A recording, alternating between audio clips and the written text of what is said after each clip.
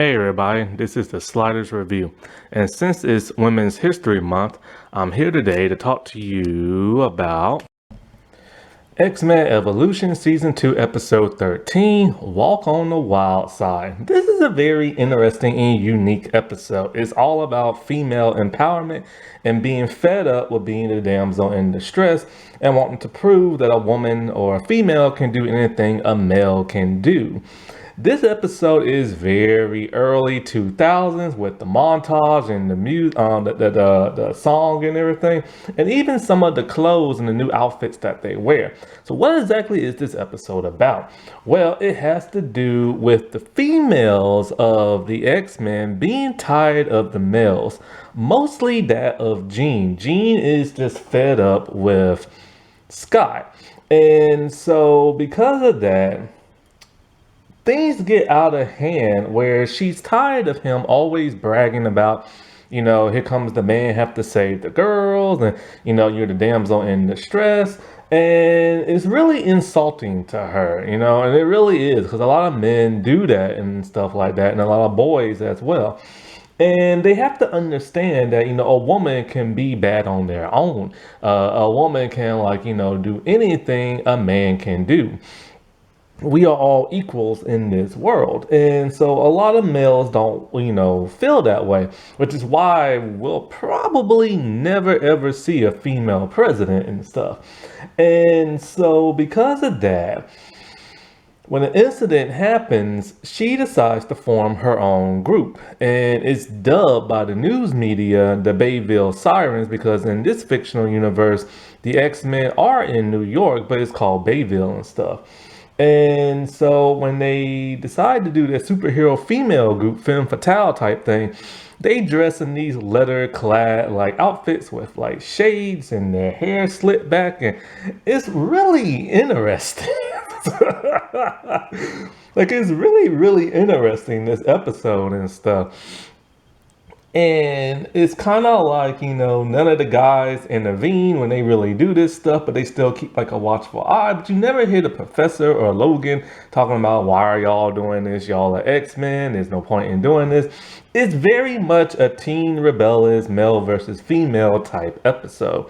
This was back when the show still had that whole teen vibe to it before they went into season 3, when they started doing things more X-Men related and stuff. And so basically, we get to finally hear Omara talk. Omara is Magma. She was introduced early on in the show, but she never had a speaking role until this episode. And her power is magma based. I'm really glad they decided to highlight her, because she was really interesting. And I always wanted her to be on the team, because I grew up with the 90s X-Men series, and we just had Jubilee, and she was annoying I don't know what. And so Amara was really cool and stuff. And she had a really cool power set. And so she's in the training room simulator, and Jean is teaching her, but Jean is pushing her to her limit. Well, Scott comes in and starts doing the male chauvinist pig type thing about having to rescue females. In a way, a boulder falls. She tells Magma to melt it, but she's unable to do it. And so Jean uses her power to stop it, but Cyclops decides he's gonna blast it into a million pieces. And so with the rubble falling on top of them, they're getting annoyed, but mostly Jean. Jean is just pissed and everything. And so as they're walking out, I think he says something else to them as they're about to go to school, because it's Amara's first day of high school. And this pisses now Amara off because of something else that he said. And so Jean is just in a kind of mood, you know what I'm saying? And so over at the Brotherhood, Tabitha is just being a butthead to the Brotherhood. She's walking in on Toe as he's showering. She's making fun of Blob's hairstyle and everything. And she steals Lance's car. And so when she sees Amara at school, because she has class with her, she wants to know how they're doing, but of course she insults them, because she used to be a part of the X-Men before she left and everything, because she was just too wild and everything. And so they hang out after the mall, and Amara's complaining about Jean, being too strict and pushing her to a limit and stuff like that. Well, Jean sees Tabitha go off with Amara, and she don't like that. So she takes Scott's car. He wants to drive, but she won't let him. Duncan comes over and is all like, I got your tickets to the Sadie Hawkins dance, which just infuriates her at that point. Because the Sadie Hawkins dance is supposed to be flipping the script, the reversal. It's supposed to be where the females ask the males out and stuff. So, furious, she takes Scott's car and she follows them. Well, as Amara and them are driving, they see a car robbery. So they try to stop it with their powers, but they're pretty reckless to where Jean has to like save them and stuff. And so after she saves them, all of a sudden it goes to this strange montage of them dancing to music and everything. And I'm just kind of like, what? This is the early 2000s now. And it's the person who's singing is actually one of the people who work on the show for like dialogue coaches and like casting and stuff like that. And so they're just dancing and they're stopping bad guys with their powers. Then all of a sudden, Kitty and Rogue, they join in. And so then they join the group and stuff. Now, what's unique about this is the Brotherhood and the X-Men working together. And so then all of a sudden, they're now coming out in these leather-clad outfits, like leather pants, leather tank tops, leather jackets, leather boots with their straps, their hair slicked back, and sunglasses. And they've now created the identity of the Bayville Sirens. And what they do is that they're vigilantes stopping the crimes. Scott sees this on the news, and he ain't too happy and stuff. Because he knows at some point things are going to get out of hand and they're going to need help. So he finds Kurt and they spy on them and everything as they're heading out for one of their missions. They're trying to stop another car robbery and stuff, but it's a huge like setup. And so, because the bad guys are trying to stop like the sirens and stuff, so they use their powers and they whoop some major butt. You know what I'm saying? But Tabitha, who's also known as Boom Boom, she has the ability to make like little balls explode. She gets a little too hyperactive and causes a huge explosion. This is when Scott and Nightcrawler come to the rescue, and he uses his power to kind of like fade out the flames.